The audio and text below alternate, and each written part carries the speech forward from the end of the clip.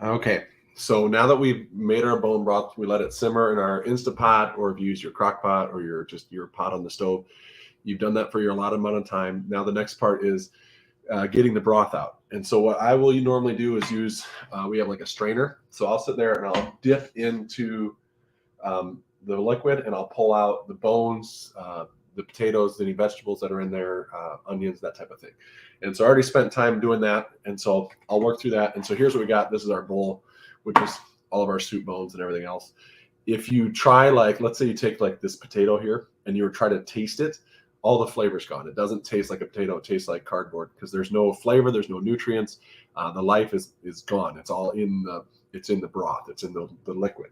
And so you take everything else out, or as much as you can, and then I'll strain at the end too. But so I take everything out from the inside, or I strain it out, and then the next thing I'll do is I'll take a container. So this is all of the liquid that was from in the container, or most of it.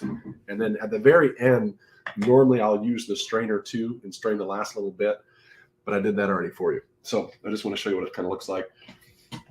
So we'll take it out of here. We pour the rest into our container. And if you have extra, you pour it into a different container. So this is just something that I'll let this cool down. Once it cools down, I put the lid on, I put it in the fridge, and then now I can store it. The other thing that I can do is I'll put extra in like a cup. Normally I won't use a cup like this because it gets hot. I'll take like a coffee cup and I'll fill it with a coffee cup and a little bit of sea salt and black pepper, and then you can just drink it like a coffee. So this is a good way to collagen load, or to get your collagen into your diet. So if you're collagen loading, 3 servings a day for 2 weeks to a month is ideal. One of the best ways to do it is just to make the bone broth and get it from a source like this. It's going to have all the fat, all the nutrients, and then all the collagen. Another way to do it, because this can be time consuming or a little bit more difficult, is to do the bone broth and use that for at least one of your servings a day. And then you can supplement with something like a max collagen, and then it's just a scoop, which is real simple too. Then you're just taking a scoop of collagen, and then you're putting that right into like a smoothie, or you can put that into like a coffee or something like that. It's an easy thing to mix.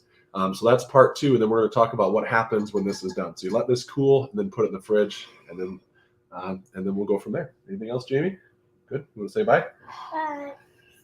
Oh, last thing. Your kids love to see what you're up to, so they're going to learn by what you're doing. So you see, I had Chris in the last video, Jamie's here.